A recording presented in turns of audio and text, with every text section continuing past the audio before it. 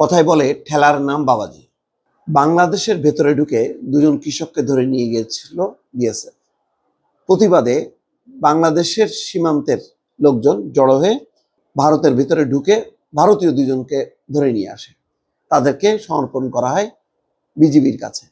এখন বিএসএফ তো বেকায়দায় পড়লো, দ্রুত পতাকা বৈঠক করলো। বৈঠক করে ওই বাংলাদেশি দুই কৃষককে ফেরত দিল, আর বাংলাদেশ থেকে দুই ভারতীয়কে তারা ফেরত নিয়ে নিল।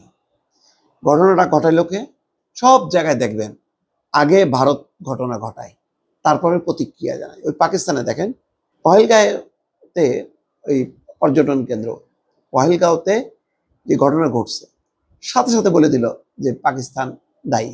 আরে তদন্ত হলো না, পাকিস্তান পুরো গভর্নমেন্টকে দায়ী করলো যে পাকিস্তান নিজেরা সন্ত্রাসবাদের মানে জ্বালায়, মানে জর্জরিত, প্রতিদিন মারা যাচ্ছে, সেখানে তাদেরকে অভিযুক্ত করতেছে তদন্ত ছাড়াই। ঠিক এখানে দেখেন বাংলাদেশের ভেতরে ধান কাটতেছে, তারা তাদের জমিতে ধরে নিয়ে গেল, উস্কানিমূলক কার্যক্রম।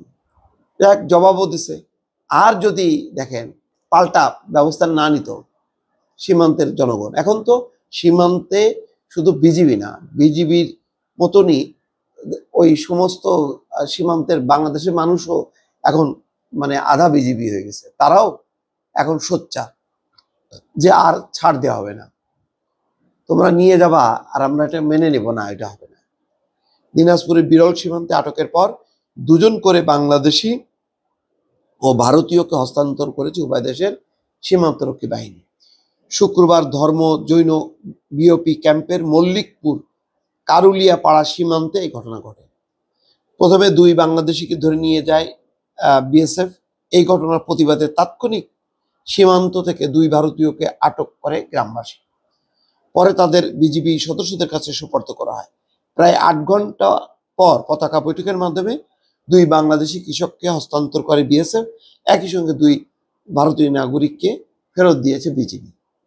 বিএসএফ এর হাত থেকে ফেরত আসা বাংলাদেশিরা হলেন ওই এলাকার ইসরাইল ইসলামের ছেলে এনামুল ইসলাম এবং বনগাঁও এলাকার এনামুল ছেলে মাসুম। যাই হোক, এই ধরনের ইত্রামি তারা ধারাবাহিকভাবে করে যাচ্ছে।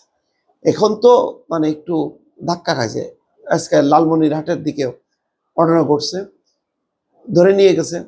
তারা হচ্ছে ওই শৌখিন ক্যামেরাম্যান, ধরে নিয়ে গেছে কোনোভাবে, হয়তো তাদের বর্ডারটা ক্রস করছে, তারা খেয়াল করেনি, আটক করে নিয়ে গেছে। যাই হোক, 8 ঘন্টা পর তাদেরকে ফেরত দিয়ে গেছে। এখন অত্যন্ত নমনম করতেছে। কেন জানেন? একসঙ্গে এতগুলো ফ্রন্টে ঝামেলা বাঁধাইতে চায় না, কারণ এমনিতেই চলতেছে ওইদিকে কাশ্মীর অঞ্চলে, ওইদিকে প্রতিদিন গোলাগুলি চলতেছে। কখন কি হয়, কখন কি হয়। আবার এইদিকে যদি আর একটা ফ্রন্ট খোলে তো সেটাও ভালো হবে না। এটা বুঝে শুঝে এখন এখানে খুব তারা সাধু সন্ন্যাসী সেজে বসে আছে। ওইদিকে সমস্যা যখন মিটে যাবে তখন আবার এইদিকে তারা গুলি করবে। যেই সীমান্ত অতিক্রম করবে বাংলাদেশিকেও সাথে সাথে গুলি করবে। দর্শক ভালো থাকবেন, আল্লাহ হাফেজ।